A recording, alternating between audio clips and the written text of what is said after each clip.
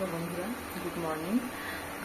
আজকে আমি আমার 7 মান্থ বেবির সকাল থেকে রাত পর্যন্ত কীরকম ডেলি রুটিন সেটা আমি শেয়ার করছি। আজকে আমার বেশি রান্নাবান্না নেই, কাজকর্ম নেই, তাই ভাবলাম আজকের দিনটাই সিলেক্ট করা যাক, কারণ নয়তো হেক্টিক হয়ে যাবে ব্যাপারটা। তো সবার আগে দেখিয়ে নিই আমরা আজকে কী কী খাবো, কী কী বানিয়েছি আমাদের জন্য দেখাচ্ছি। ভাত আমি করে নিয়েছি, ফ্যান গড়াই না এখন, আমি এইভাবেই ফ্যানটা ঝাড়িয়ে নিই। আর সাথে আলু, ডিম আর পটল ভাতে, ডিমটা ওর জন্য ছিল। আর আমি না প্রেশার কুকারে করি না, আমি এইভাবে আলাদা করে ইন্ডাকশনে ওর জন্য ভাতটা করে নিই। আচ্ছা, ভিডিও করবো বলে আমি কিন্তু কোনো কিছু আলাদাভাবে গুছিয়ে রাখিনি, আমি রনেসটা রাখার চেষ্টা করেছি। কারণ আমি যখন এরকম এক্সপিরিয়েন্স তাদের কীরকম সেটা দেখার জন্য ইউটিউবে গেছি, অনেকের অনেক পরিপাটি জিনিসপত্র দেখেছি, সেগুলো দেখে অ্যাকচুয়ালি ফ্রাস্ট্রেশনই হয়, কারণ নিজেরা তো পারা যায় না সেভাবে করতে, মেনটেন হয়ও না। অনেকের হয়তো অনেক লোকজন থাকে সাথে, তাই তারা হয়তো পারে করতে, বাট যারা সিঙ্গেল হ্যান্ডলি এগুলো করে তাদের ক্ষেত্রে একটু চাপেই ব্যাপার হয়ে যায়। তো আমার ক্ষেত্রে আমার হাজব্যান্ড তো আছেই, ওর বাবা আছে, খুবই সাপোর্টিভ, প্রচুর হেল্প করে। তো সেই জন্য কোনোভাবে আমরা তো সামলে উঠছি। আর আমার বেবিও সেই দিক থেকে খুবই সাপোর্টিভ, অ্যাডজাস্টিভ, প্রচুর অ্যাডজাস্ট করে আমার বেবি। চলো দেখাই কি অবস্থা এখন ঘরে, দেখাই। ওর খেলনা বলতে আমার আধার কার্ড, এইসব জিনিসপত্র নিয়ে ও খেলে, বাসন কোসন। আর ওর খেলনা যেগুলো আছে একবার করে দেখে ছুঁড়ে ফেলে দেয়। আর ঘুমোচ্ছে এখন, উঠে গেলেই আবার দুষ্টু শুরু হবে। আমি ওই অর্গানাইজারটাতে সব জামা কাপড়গুলোর গুছিয়ে রাখি, সেগুলোকেও ঘেঁটে দিয়েছে। দেখো কি অবস্থা। প্রথমে তো 8টার সময় নিজের থেকে উঠে গেছে, উঠে ওর বাবার সাথে খেলছিল, তারপরে আমার সাথে খেললো, নিজেই এইদিক ওইদিক গায়ের মধ্যে ঘোরাঘুরি করে টোরে, তারপর কিছুটা দুধ খেলো, খেয়ে ঘুম নিজে ঘুমিয়ে গেছে, আমাকে ঘুম পাড়তে হয়নি। তারপরে আবার উঠেছিল 10টার দিকে, 9টার সময় ঘুমিয়ে গেছিলো, আবার 10টার দিকে উঠেছিল, 10:30 পর্যন্ত মোটামুটি ও খেলাধুলো করেছে, করে তারপর 10:30 না, তারপর থেকে খেলাধুলো করছে। আর খেলো মাঝখানে। ওকে সকালবেলা আমি ব্রেকফাস্টে কিচ্ছু দিই না, ও ব্রেস্ট ফিডই করে, ওকে আলাদা করে খাবার কিছু দিই না। এই ছাঁকনিটা দিয়েই আমি ওর খাবারটা ছেঁকে নিই, প্রথমেই বড় ছাঁকনিটা দিয়ে ছেঁকে নিই, তারপর যদি দেখি যে একটু পিনো করতে হবে তখন আমি ছোটো ছাঁকনিটা দিয়ে করে নিই। খাবারটাকে বললাম ডিমটা আগে খাবো, ডিমের কুসুমটা নিয়ে নিয়েছি। ডিমের কুসুমের সাথে আমি অল্প কী করি, আলু যেটা সেদ্ধ করি ওই আলুটা নিই, আর অল্প একটু জল নিই, তাহলে ওটা সুবিধা হয়। আমি দেখাচ্ছি কীভাবে, ঠিক আছে। ডিমের কুসুমটা আমি এইভাবেই ওকে খাওয়াই, মাঝে মাঝে না এর সাথে আমি আলু সেদ্ধটা একটু মাখিয়ে নিই, তাতে খাওয়াতে সুবিধা হয়। আর দেখো না, ঘুম থেকে উঠে গেছে, কীরকম ঠোঁট ফুলোচ্ছে, এখন কিছুক্ষণ এইভাবে ও ল্যাদ খাবে।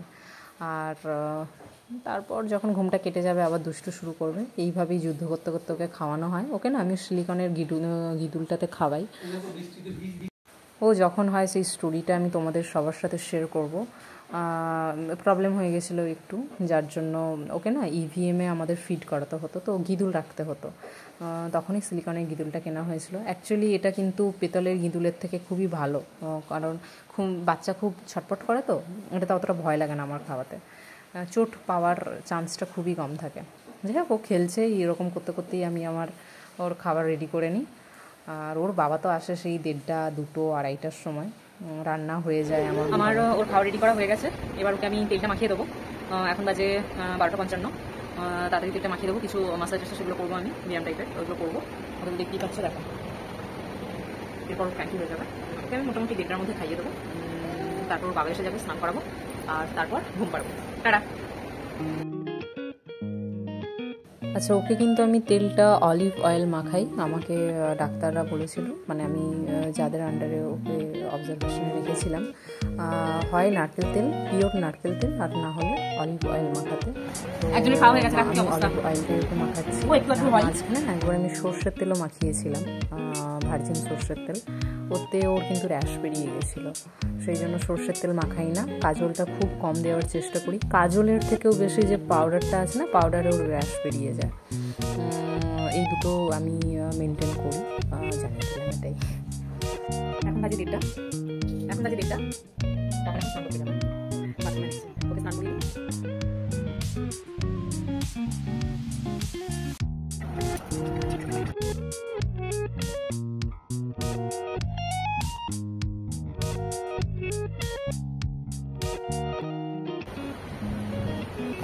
আমাদের এক ঘুম হয়ে গেছে, এখন আমরা গড্ডি খাচ্ছি, তাই তো পাপান আর মাম্মা এখন গড্ডি খাচ্ছে। পাপান খালি মায়ের চুল ছিঁড়তে থাকে, আজকে ওর সাথে আমি ঘুমিয়ে গেছিলাম। ও প্রায় 2:30টার দিকে ঘুমিয়েছে, ওর সাথে আমিও ঘুমিয়ে গেছিলাম। আর ওর বাবা এসেছে 2টোর দিকে, ওই ধরো 2:45 দিকে, তখনই ওকে স্নান করাচ্ছিলাম, ও হেল্প করেছে। তারপর একসাথে খেয়ে নিয়েছি, তারপরে ঘুম পাড়িয়ে দিয়েছি।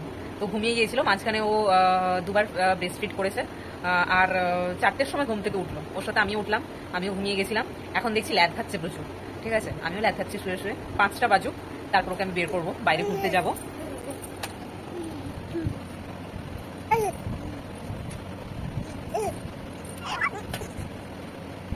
তারপর ঘুরতে যাবো, ওই জন্য আমি আপডেটটা দিয়ে রাখলাম। তখন থেকে এরকম করে ল্যাদ খেয়ে যাচ্ছে। অন্য টাইমে আমি হাগিস পরিয়ে রাখি না, বাট আজকে হাগিসটা পরিয়েছি কারণ ভিডিও করবো বলে, ওই জন্য। না হলে এতক্ষণে বিছানার অবস্থা রফা দফা হয়ে যেত, তাই না? আজকে ওয়েদারটা ঠান্ডা ঠান্ডা আছে না, ওই জন্য মনে একটু ঘুম ঘুম ঘুম লাগছে। চল পরে।